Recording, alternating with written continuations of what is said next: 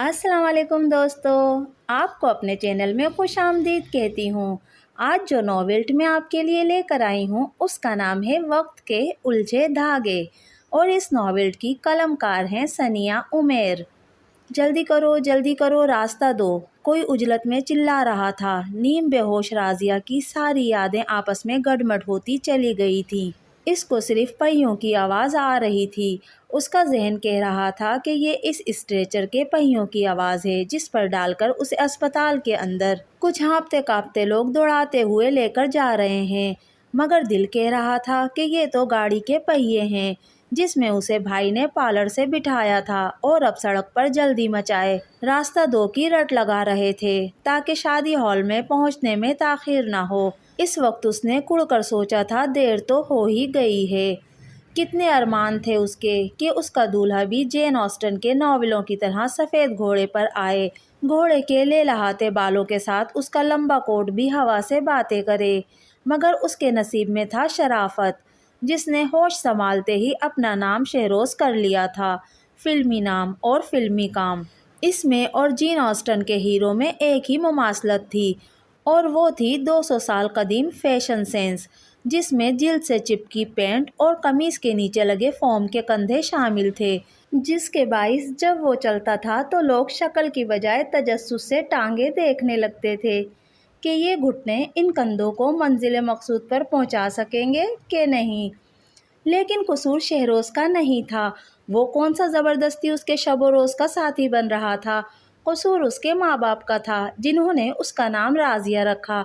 भला ये भी कोई नाम था, जैसे पैदा होते ही किस्मत का फैसला कर लिया हो कि इस लड़की को राज़ी खुशी ही रहना है, जबकि उसकी नस्ल में राज़ी खुशी रहने का बिल्कुल फैशन नहीं था।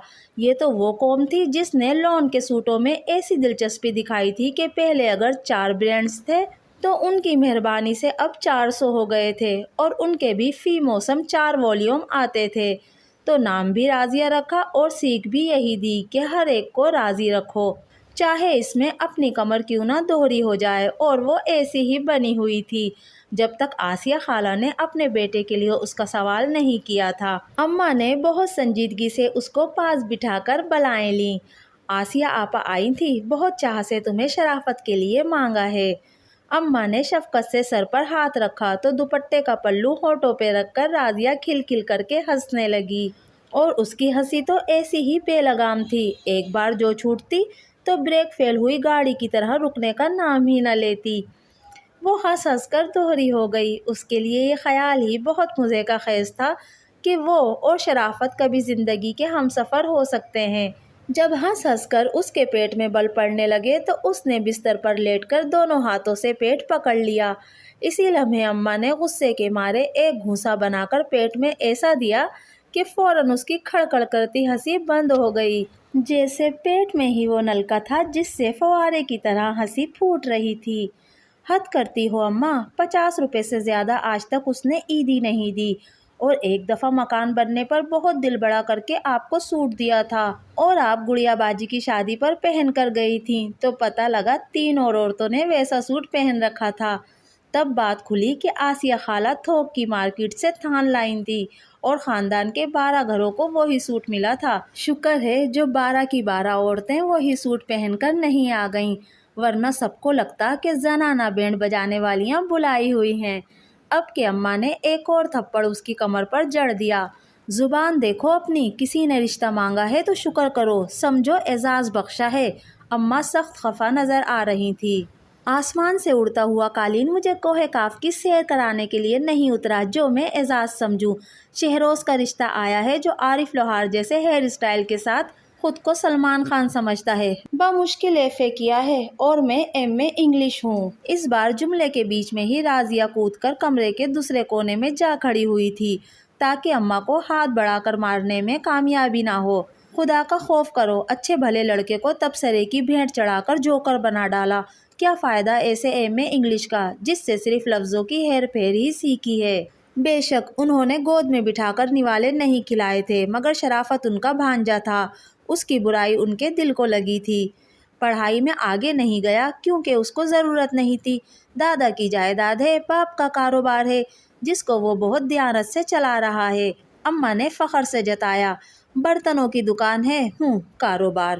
اس کی ناپسندیدگی کسی طور ختم ہونے کا نام نہیں لے رہی تھی، جبکہ وہ اچھی طرح جانتی تھی اماں غلط نہیں کہہ رہی۔ کپڑوں میں شہروز کی پسند زنانہ حد تک رنگین تھی، مگر وہ اوچھے مزاج کا نہیں تھا۔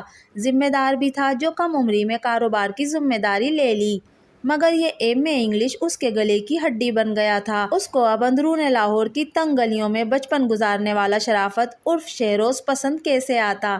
اب تو ڈیفینس میں 10 مرلے کا گھر ہے آسیہ آپا کا، بہو آئے گی تو راج کرے گی۔ ماؤں کی سائیکی بھی عجیب ہوتی ہے، کبھی خود ہی اپنی آپا کے سادہ فرش پر دسترخوان بچھا کر کھانے والے خاندان کا مذاق اڑاتی تھی، جو بڑے آرام سے خود کھانا کھاتے اور ان کے بچے کھانا برساتے تھے۔ کھانے کے بعد صحن کا ایسا منظر ہوتا تھا گویا لنگر تقسیم ہوا ہو، اس لیے جب تک اکٹھے رہے یہی رواج رہا کہ دوپہر کے کھانے کے بعد صحن دھلتا تھا، یعنی جو کھایا ہضم بھی کر لیا۔ اب جب انہوں نے رشتہ بھیجا تھا تو اچانک ہی ان کو سرخاب کے پر لگ گئے تھے، اور اماں کے منہ سے تعریفیں ختم نہیں ہو رہی تھیں۔ جس طرح دادا کے مرنے کے بعد انہوں نے جھٹ اندرون کا مکان اور گاؤں کی جاگیر بیچ کر سیدھا ڈیفینس میں چھلانگ لگائی تھی، ویسے ہی اپنی نندوں کی منہ پھاڑ کر بولنے والی بیٹیوں کو چھوڑ کر اب میرے پیچھے پڑ گئی ہیں۔ یہ سب بھی اسٹیٹس اپ گریڈ کروانے کے لیے کر رہی ہیں، مگر جو بھی کر لیں رہیں گے وہ پینڈو کے پینڈو۔ اب کہ اسے یقین تھا کہ اماں کی فلائنگ چپل اس کا سر پھوڑے گی، مگر لفظ پینڈو نے اماں کو حقیقت میں مشتعل کر دیا تھا۔ پینڈو یعنی گاؤں سے ہونا اصولاً ایک پہچان تھی، مگر ارتقائے لغت نے اس کو ایسے معنی دے دیے تھے کہ اب یہ لفظ دوسروں کی تضحیک کے لیے استعمال ہونے لگا تھا۔ راضیہ اچھی طرح جانتی تھی کہ کسی دوسرے کو پینڈو کہہ کر وہ خود اپنی تربیت پر انگلی اٹھا رہی ہے۔ اپنی اماں کی انگارہ آنکھوں کو دیکھ کر اسے اپنی غلطی کا احساس ہو رہا تھا۔ اماں نے سرخ آنکھوں سے اس پر خوب گولے برسائے، پھر طوفان کے بعد کی خاموشی کی طرح سب چپ ہو گئے۔ راضیہ بھی جان بوجھ کر اماں کو منانے نہیں گئی، یہ تو وہی بات ہو گئی، بکرا خود کسائی کو چھری تیز کر کے پکڑا دے۔ لیکن اس چپ کے روزے میں دونوں کو بہت مشکل پیش آ رہی تھی۔ راضیہ کی سہیلی افروز کی شادی تھی، جس کی وہ مہینہ بھر سے تیاری کر رہی تھی۔ اس نے پیسے جوڑ جوڑ کر بڑا قیمتی مکیش کا سوٹ تحفے کے لیے خریدا تھا۔ اس نے اور اماں نے رکشوں پر بازار جا کر راضیہ کے نئے اچھے ڈیزائن کے جوڑے بنوائے تھے۔ ان کے گھر ایسا پہلا شادی کا دعوت نامہ آیا تھا جہاں فنکشن فارم ہاؤس میں منعقد ہونا تھا۔ اب تک ان کی نسلوں نے ون ڈش والی ہال کی شادیاں ہی دیکھی تھیں، جن میں سے آدھی شادی میں وہ اچھی کرسیاں ہی ڈھونڈتے رہتے تھے تاکہ اسٹیج پر بیٹھے دولہا دلہن تو نظر آ سکیں۔ اب تو لاہور میں 10 بجے ہال کی لائٹیں بند ہونے کی پابندی سے فنکشن شادی کم اولمپکس کی دوڑ زیادہ لگنے لگے تھے۔ اب راضیہ کو ماں والدین ایسے فنکشن میں بلایا تھا جس میں وقت اور کھانے کی کوئی قید نہیں تھی۔ اماں تو مہندی والے دن مغرب کی نماز ادا کر کے منہ پر چادر اوڑھ کر لیٹ گئیں۔ دل ہی دل میں وہ چاہتی تھی کہ راضیہ آ کر معذرت کرے اور اصرار کر کے ساتھ لے جائے، مگر راضیہ پاؤں پر کلہاڑی مارنے والی نہیں تھی۔ اسے ایسا شوہر نہیں چاہیے تھا جس سے عمر بھر ہیئر اسٹائل پر مقابلے بازی ہوتی رہے، اس لیے چھوٹے بھائی کو ساتھ لیا اور چل دی۔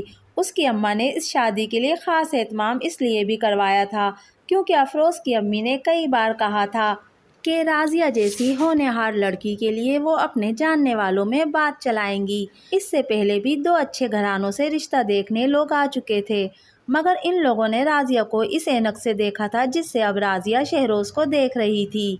مہندی کی تقریب واقعی ایسی تھی کہ آنکھیں چندی آ جائیں۔ پھولوں کے بڑے بڑے گلدستے گاڑی سے اترتے ہی شروع ہو گئے تھے۔ ڈرائیور گاڑی کی چابی پکڑ کر پارکنگ میں لے گیا اور راضیہ اور اس کا بھائی دوپٹوں اور گلدستوں سے بنی روش پر چل کر اندر پہنچے تو شامیانے سے جتنے فانوس لٹک رہے تھے اتنے ہی قد آدم آئینے زمین پر جگہ جگہ رکھے تھے۔ پھر جب ہلا گلا اور میوزک شروع ہوا تو واہ واہ ہو گئی۔ کان کے پردے پھاڑتے میوزک میں راضیہ کو ساری باتیں بھول گئیں کہ کس طرح وہ امی کے ساتھ آسیہ خالہ کے اندرون لاہور والے گھر دن گزارنے جاتی تھی اور اپنی کزن کے ساتھ چھت پر کھڑی ہو کر جامن کھا کر گٹھلیاں ہمسائیوں کی چھت پر پھینکنے کا مقابلہ کرتی تھی۔ جس کی گٹھلی جتنی دور والی چھت پر گئی وہ جیت گیا۔ راضیہ کو رٹنے کی خداداد صلاحیت عطا تھی، ایسے حرف بحرف یاد کرتی مانو گھول کر پیا ہو، اکثر تو جذباتی ہو کر ایک مصنف کے 2 ناولوں کے اوصاف ملا کر لکھ ڈالتی، ممتحن اس کو باریک بینی جان کر نمبروں کی برسات کر دیتا۔ دوستو، یہ تھا ناولٹ وقت کے الجھے دھاگے کا پہلا حصہ۔ آپ کو میری آج کی ویڈیو کیسی لگی مجھے کمنٹ کر کے ضرور بتائیے گا۔ اگر آج کی ویڈیو پسند آئی تو پلیز میرے چینل کو سبسکرائب کیجیے، میری ویڈیو کو لائک ضرور کیجیے اور شیئر بھی کیجیے، اور ہاں، بیل آئیکن بھی ضرور دبا دیجیے گا تاکہ آنے والی ہر نئی ویڈیو کا نوٹیفیکیشن سب سے پہلے آپ کو مل سکے۔ ملتے ہیں اگلی ویڈیو میں، تب تک کے لیے اللہ حافظ۔